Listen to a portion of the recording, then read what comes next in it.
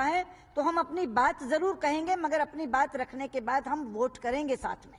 तब उनका खेल बिगड़ गया, उन्हें समझ ही नहीं आया कि वो क्या करें।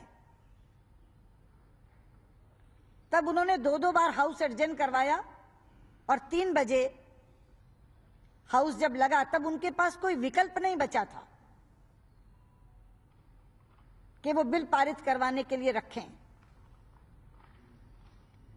जो वो कह रहे हैं कि मैं आलोचना भी कर रही हूं और स्वागत भी कर रही हूं, तो मैं आलोचना कर रही हूं उस तरीके की जिस तरीके से इन्होंने पूरा का पूरा खेल खेला, और समर्थन कर रही हूं बिल का। जो वो कह रहे हैं कि मैं बिल को अनकॉन्स्टिट्यूशनल कह रही हूं, वो सही बात है। एक क्लॉज इसकी जिसके अंतर्गत राज्यपाल को कानून और व्यवस्था की शक्तियां दी जा रही हैं। हमने इनसे कहा था कि ये क्लॉज संविधान का संशोधन चाहती है, और हमने इन्हें भी कहा और आज मैंने सदन में भी कहा कि इसके लिए अगर आप संविधान संशोधन लाते तो हम उसका भी समर्थन करते। और ये मैं आपके माध्यम से भी कह रही हूं कि अगर ये साधारण बिल ना ला करके कॉन्स्टिट्यूशन अमेंडमेंट लाते तो हम उसका भी समर्थन करते, और उसमें भी नंबर इनके पूरे हो जाते, जिसमें 50% ऑफ द टोटल और 2/3 of the present and voting चाहिए।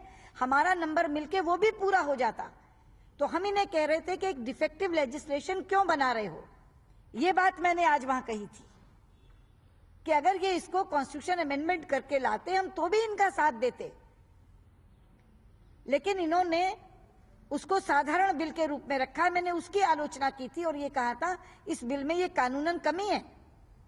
तो बिल पर जब हम बोलने के लिए खड़े होते हैं तो बिल की तमाम धाराओं पर अपनी प्रतिक्रिया देते हैं कि नहीं देते। तो इस बिल की इस क्लॉज पर मेरी ये प्रतिक्रिया थी कि कॉन्स्टिट्यूशन में परिवर्तन किए बिना ये संभव नहीं है, आप ये गलत कर रहे हो। आप कॉन्स्टिट्यूशन अमेंडमेंट लाओ, और अगर कॉन्स्टिट्यूशन अमेंडमेंट लाओगे हम उसका भी साथ देंगे, हम उसको भी पारित कराएंगे। मगर ये लाए हैं, अगर कोई कोर्ट में जाएगा तो देखेंगे उसके बारे में, लेकिन बिल का समर्थन करने में कोई किंतु परंतु हमने नहीं किया था। ये कर रहे थे, ये चाहते नहीं थे, और इसीलिए अब भी चूंकि वो उन्होंने डबल गेम का ठीकरा फोड़ना, इसलिए ये बात इन्होंने कही।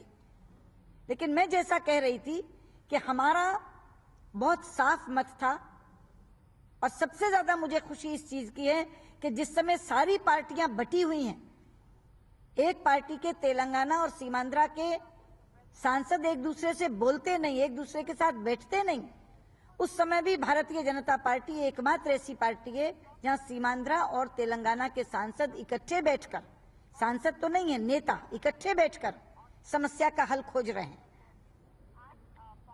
और एकमात्र पार्टी है जहां सीमांध्र के भाजपा के नेता ये कह रहे हैं कि तेलंगाना बनना चाहिए, और ये भी कह रहे हैं कि हैदराबाद भी तेलंगाना को मिलना चाहिए, वरना कांग्रेस के लोग कहते हैं हैदराबाद को यूटी बना दो।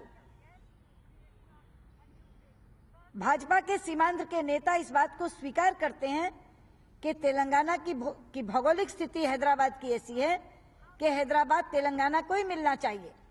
लेकिन इन दोनों चीजों के बाद वो अपने साथ न्याय के लिए कुछ मांगते हैं, और जो मांगते हैं वो पूरी तरह जायज है। वो पहली बात ये कहते हैं कि 15,000 करोड़ रुपए का हैदराबाद रेवेन्यू सरप्लस है। तेलंगाना का घाटा 7,000 करोड़ रुपए का है, जो हैदराबाद के सरप्लस रेवेन्यू से पूरा हो जाएगा। लेकिन कोस्टल आंध्रा और रायलसीमा का घाटा कौन पूरा करेगा? रायलसीमा में भी 7,000 करोड़ का घाटा है। 2 बार हाउस एडजर्न करवाया, और 3 बजे हाउस जब लगा तब उनके पास कोई विकल्प नहीं बचा था कि वो बिल पारित करवाने के लिए रखें। जो वो कह रहे हैं कि मैं आलोचना भी कर रही हूं और स्वागत भी कर रही हूं, तो मैं आलोचना कर रही हूं उस तरीके की जिस तरीके से इन्होंने पूरा का पूरा खेल खेला, और समर्थन कर रही हूं बिल का। जो वो कह रहे हैं कि मैं बिल को अनकॉन्स्टिट्यूशनल कह रही हूं, वो सही बात है। एक क्लॉज इसकी जिसके अंतर्गत राज्यपाल को कानून और व्यवस्था की शक्तियां दी जा रही हैं। हमने इनसे कहा था कि ये क्लॉज संविधान का संशोधन चाहती है, और हमने इन्हें भी कहा और आज मैंने सदन में भी कहा कि इसके लिए अगर आप संविधान संशोधन लाते तो हम उसका भी समर्थन करते। और ये मैं आपके माध्यम से भी कह रही हूं कि अगर ये साधारण बिल ना ला करके कॉन्स्टिट्यूशन अमेंडमेंट लाते तो हम उसका भी समर्थन करते, और उसमें भी नंबर इनके पूरे हो जाते, जिसमें 50% ऑफ द टोटल और 2/3 of the present and voting चाहिए, हमारा नंबर मिलके वो भी पूरा हो जाता। तो हम इन्हें कह रहे थे कि एक डिफेक्टिव लेजिस्लेशन क्यों बना रहे हो। ये बात मैंने आज वहां कही थी कि अगर ये इसको कॉन्स्टिट्यूशन अमेंडमेंट करके लाते हम तो भी इनका साथ देते, लेकिन इन्होंने उसको साधारण बिल के रूप में रखा। मैंने उसकी आलोचना की थी और ये कहा था इस बिल में ये कानूनन कमी है। तो बिल पर जब हम बोलने के लिए खड़े होते हैं तो बिल की तमाम धाराओं पर अपनी प्रतिक्रिया देते हैं कि नहीं देते। तो इस बिल की इस क्लॉज पर मेरी ये प्रतिक्रिया थी कि कॉन्स्टिट्यूशन में परिवर्तन किए बिना ये संभव नहीं है, आप ये गलत कर रहे हो। आप कॉन्स्टिट्यूशन अमेंडमेंट लाओ, और अगर कॉन्स्टिट्यूशन अमेंडमेंट लाओगे हम उसका भी साथ देंगे, हम उसको भी पारित कराएंगे। मगर ये लाए हैं, मगर कोई कोर्ट में जाएगा तो देखेंगे उसके बारे में, लेकिन बिल का समर्थन करने में कोई किंतु परंतु हमने नहीं किया था। ये कर रहे थे, ये चाहते नहीं थे, और इसीलिए अब भी चूंकि वो उन्होंने डबल गेम का ठीकरा फोड़ना, इसलिए ये बात इन्होंने कही। लेकिन मैं जैसा कह रही थी कि हमारा बहुत साफ मत था, और सबसे ज्यादा मुझे खुशी इस चीज की है कि जिस समय सारी पार्टियां बटी हुई हैं, एक पार्टी के तेलंगाना और सीमांध्रा के सांसद एक दूसरे से बोलते नहीं, एक दूसरे के साथ बैठते नहीं, उस समय भी भारतीय जनता पार्टी एकमात्र ऐसी पार्टी है जहां सीमांध्रा और तेलंगाना के सांसद इकट्ठे बैठकर, सांसद तो नहीं है, नेता इकट्ठे बैठकर समस्या का हल खोज रहे हैं। और एकमात्र पार्टी है जहां सीमांध्रा के भाजपा के नेता ये कह रहे हैं कि तेलंगाना बनना चाहिए, और ये भी कह रहे हैं कि हैदराबाद भी तेलंगाना को मिलना चाहिए, वरना कांग्रेस के लोग कहते हैं हैदराबाद को यूटी बना दो। भाजपा के सीमांध्र के नेता इस बात को स्वीकार करते हैं कि तेलंगाना की भौगोलिक स्थिति हैदराबाद की ऐसी है कि हैदराबाद तेलंगाना को ही मिलना चाहिए। लेकिन इन दोनों चीजों के बाद वो अपने साथ न्याय के लिए कुछ मांगते हैं, और जो मांगते हैं वो पूरी तरह जायज है। वो पहली बात ये कहते हैं कि 15,000 करोड़ रुपए का हैदराबाद रेवेन्यू सरप्लस है, तेलंगाना का घाटा 7,000 करोड़ रुपए का है, जो हैदराबाद के सरप्लस रेवेन्यू से पूरा हो जाएगा। लेकिन कोस्टल आंध्रा और रायलसीमा का घाटा कौन पूरा करेगा? रायलसीमा में भी 7,000 करोड़ का घाटा है। तो हमारी ये मांग थी कि इस घाटे की भरपाई तो केवल केंद्र सरकार करेगी, तो केवल कोरा आश्वासन मत दीजिए, बल्कि राशि का प्रावधान करिए।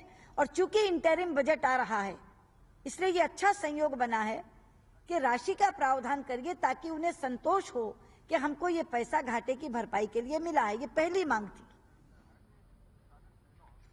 दूसरी मांग उनकी है कि हैदराबाद में 148 संस्थाएं हैं, 148 इंस्टीट्यूशंस।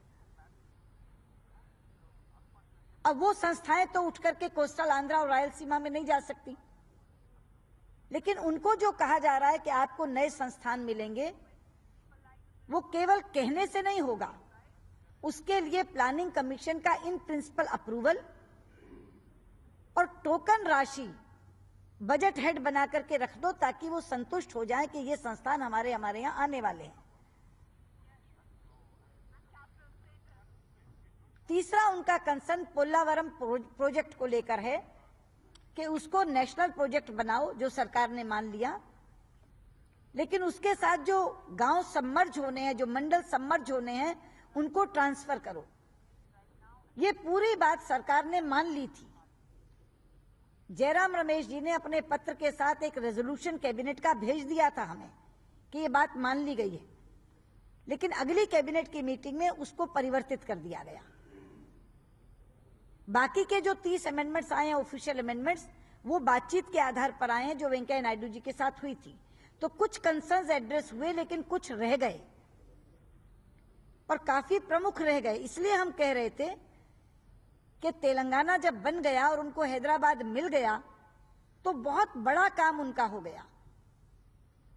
अब सीमांध्रा के लोगों को न्याय देने के लिए अगर हम कुछ ऐसी चीजें कर दें तो जो दृश्य आज वहां उपस्थित हो रहा था वो नहीं होता।